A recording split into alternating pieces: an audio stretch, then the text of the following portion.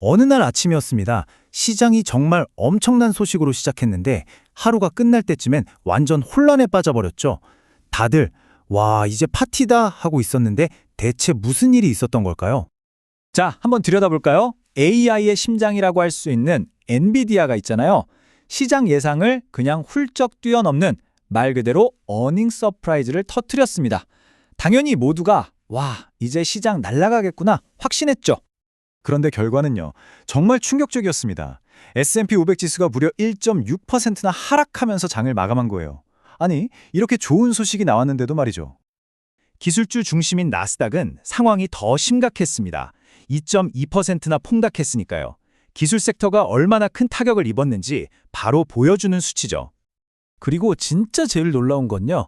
이 모든 파티의 주인공이었던 엔비디아마저 주가가 3.2%나 뚝 떨어지면서 하루를 마감했다는 겁니다.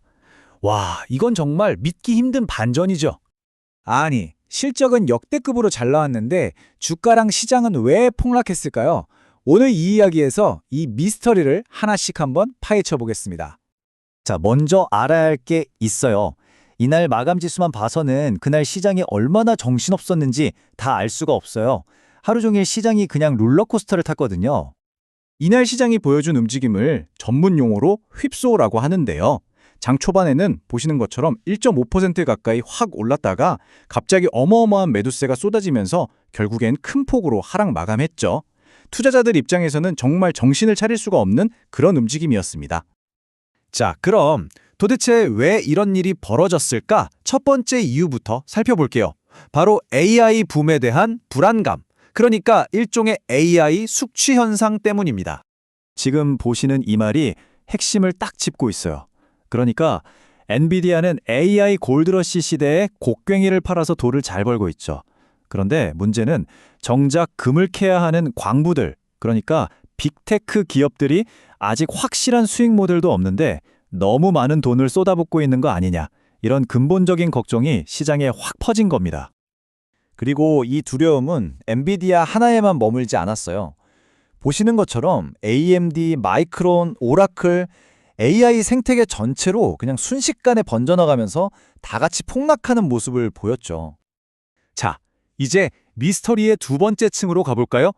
바로 이 기술주 소식들을 완전히 덮어버린 더 큰 그림, 거시경제 요인입니다. 이날 오전에 시장 예상을 훨씬 뛰어넘는 고용 보고서가 딱 발표됐거든요. 보통 경제가 튼튼하다, 이건 좋은 소식이잖아요. 그런데 지금 같은 상황에서는 좋은 소식이 오히려 나쁜 소식이 되어버리는 역설이 나타난 겁니다. 데이터를 보면 좀 헷갈릴 수 있어요. 신규 일자리는 예상치의 2배가 넘게 나왔는데 실업률은 또 4년 만에 최고치를 찍었거든요. 하지만 시장은 딱 한 가지에만 집중했습니다. 바로 고용이 이렇게 좋으면 연준이 금리를 내릴 이유가 없겠네 하는 거죠. 그래서 핵심은 바로 이겁니다. 시장에서는 이제 12월에 금리를 내릴 가능성을 30% 정도로 아주 낮게 보는 거죠.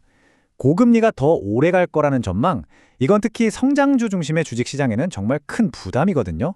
미래 수익의 현재 가치가 깎이니까요. 자, 이제 가장 깊숙한 곳으로 들어가 보겠습니다. 바로 시장의 하락을 미친 듯이 가속화시킨 우리 눈에는 잘 보이지 않는 기술적인 요인들입니다. 이날 시장의 거래 깊이, 다시 말해 유동성이 평소보다 무려 60%나 줄어들었어요. 시장에 갑자기 얕은 웅덩이처럼 변해버린 거예요. 이런 상황에서는 아주 작은 매도 물량에도 주가가 크게 흔들리겠죠? 그리고 바로 그게 정해진 가격에 도달하면 자동으로 주식을 팔아버리는 알고리즘 매매 프로그램을 작동시킨 겁니다. 이 프로그램들이 연쇄적으로 터지면서 공포가 공포를 부르는 상황이 된 거죠.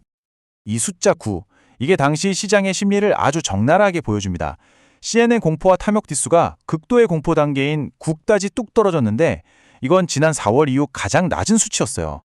그런데 말이죠, 이 엄청난 혼돈 속에서 수면 아래에서는 아주 흥미로운 일이 동시에 벌어지고 있었습니다. 시타델 증권 데이터를 보니까요. 대형 펀드 같은 기관 투자자들은 공포에 질려서 주식을 막 던지고 있을 때 우리 개인 투자자들은 오히려 이때가 기회다 하면서 하락장을 매수했다는 겁니다. 패닉에 빠지지 않고 꾸준히 주식을 사들인 거죠. 정말 놀랍도록 다른 모습이죠. 자, 그럼 이제 정리를 한번 해볼까요? 이날 시장이 겪은 대혼란은 사실 여러 가지 걱정거리가 한꺼번에 터지면서 만들어진 일종의 퍼펙트 스톰이었던 셈입니다.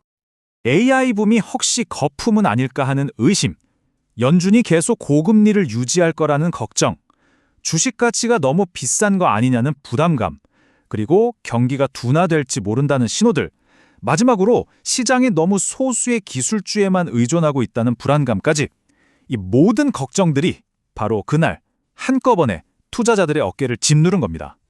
그렇다면 이 정신없던 하루가 우리에게 말해주는 건 뭘까요? 더 높이 날아오르기 전에 잠시 쉬어가는 그런 건강한 조정일까요? 아니면 앞으로 닥칠 더 큰 하락의 시작을 알리는 신호인데 그저 희망 회로를 돌리고 있는 걸까요? 자, 그 판단은 여러분께 한번 맡겨보겠습니다.